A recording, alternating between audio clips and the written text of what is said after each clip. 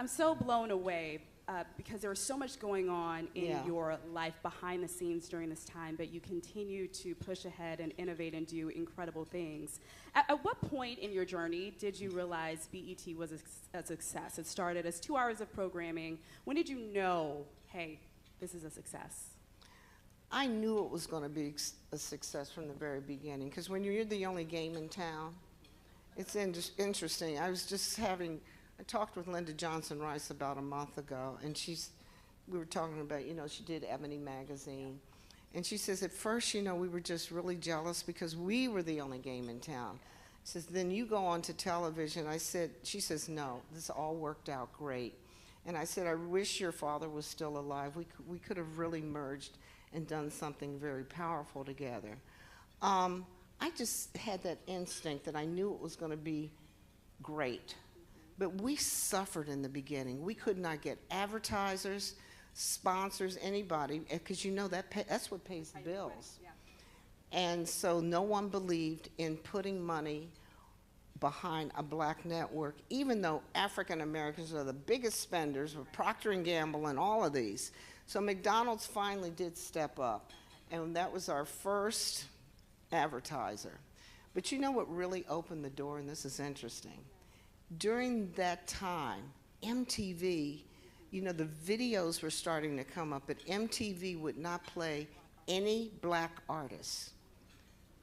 The door's open. So we brought on Michael Jackson. We brought in everybody. Those videos in the beginning, listen to me, in the beginning were wonderful.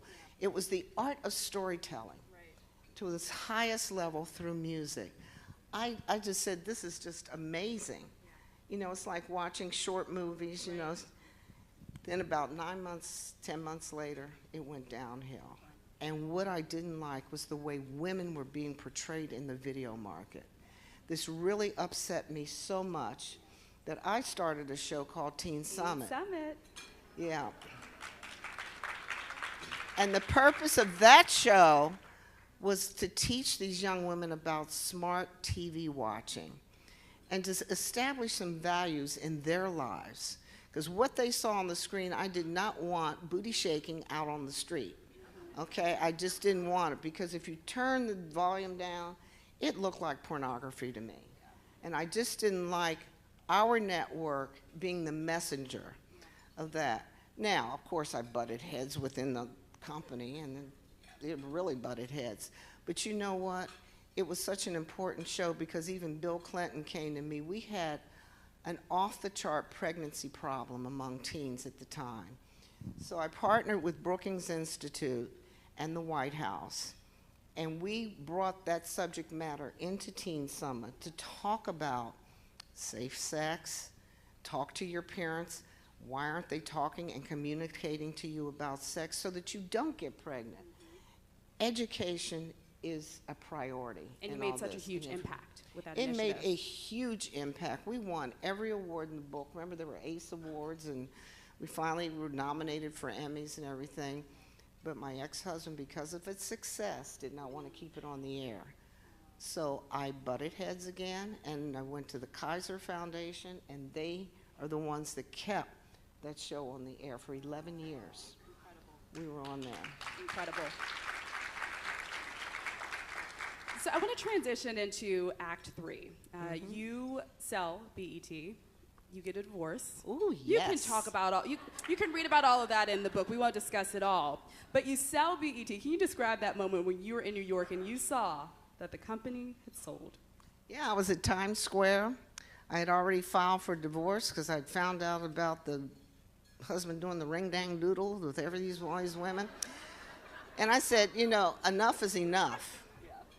And he says, well, I'm firing you. I said, you can't fire me from my company. And he says, I want you out of here, because I finally did have the courage to confront him about his behavior. And he got so angry, that's when he says, I'm firing you. He just wanted me out of the way so I didn't have to keep watching all this mess.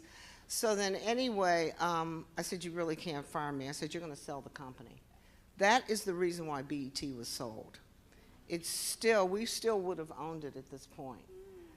But I filed for divorce, and I remember being at Times Square in New York City, and the ticker tape was going around the buildings, and it says, Black entertainment television sold for $3 billion. I went, hallelujah.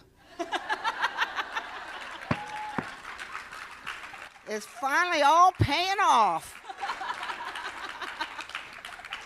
So I made sure my ducks were in a row. I'm going to tell you something, women. When you're going through anything, you keep strict records, not only of finances, but if your husband is like messing around, keep records of that, do all of that, because that's what's going to get you through court.